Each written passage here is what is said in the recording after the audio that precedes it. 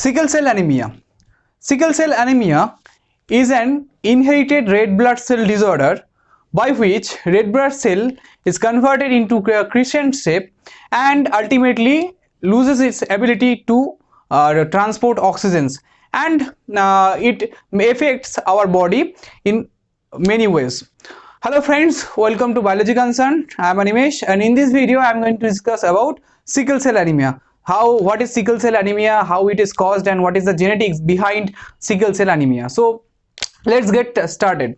First thing, that the sickle cell anemia is a inherited RBC disorder, red blood cell disorder, and it caused by a mutation, specifically a mutation in HBB gene, hemoglobin synthesizing gene, and those HBB genes are located on chromosome number 11. So basically HBB gene, hemoglobin gene, mutated from its original version or original way, and by doing a mutation or by converting with a mutation, it's ultimately change its shape into a crescent shape. Okay, so normal structure of RBC is like that, biconcave shape.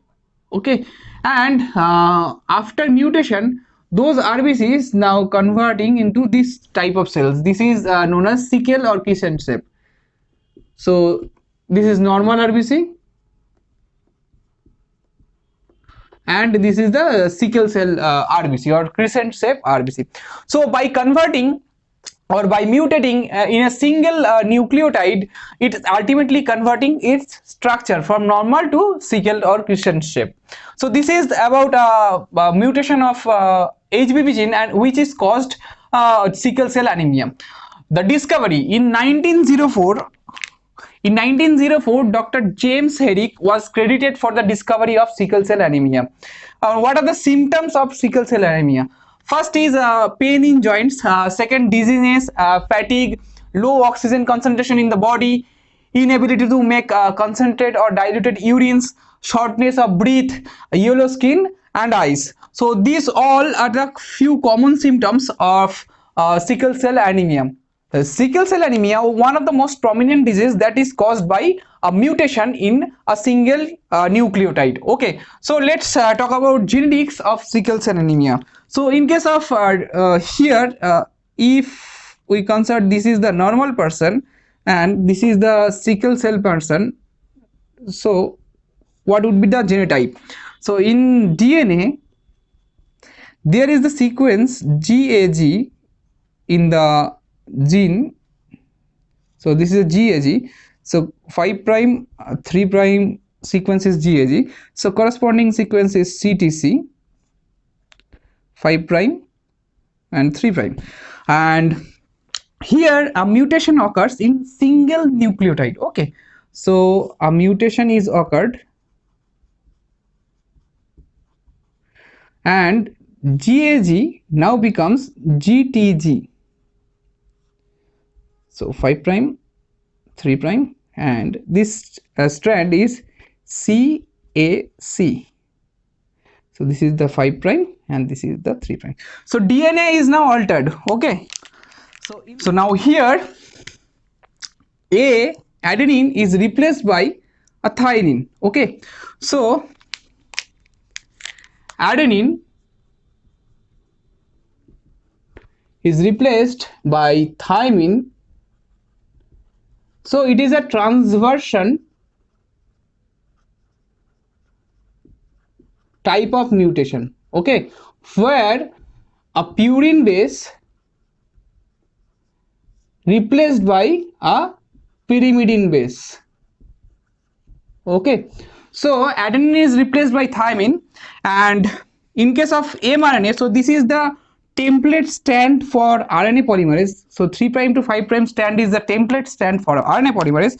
Now we have got 5 prime GAG 3 prime in case of RNA. Okay, and here we have got 5 prime GUG, as there is no thymine present in the RNA. 5 prime to 3 prime. So GAG is now converted to GUG. So GAG codon is now converted to GUG codon, where GAG is codes for glutamate or glutamic acid,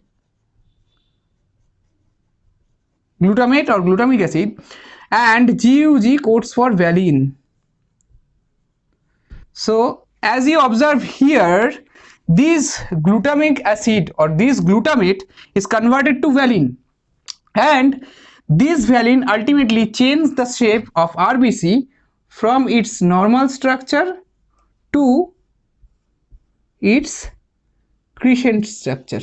Okay, so this is the main reason of the changing of the shape of the RBC from its normal shape to a crescent shape, because of this single amino acid difference. Okay, and the single nucleotide mutation is very much essential or important in this kind of mutation, and where single nucleotide mutation occurred and ultimately it changed the amino acid and ultimately changed the shape of this particular RBC and makes it a crescent shape.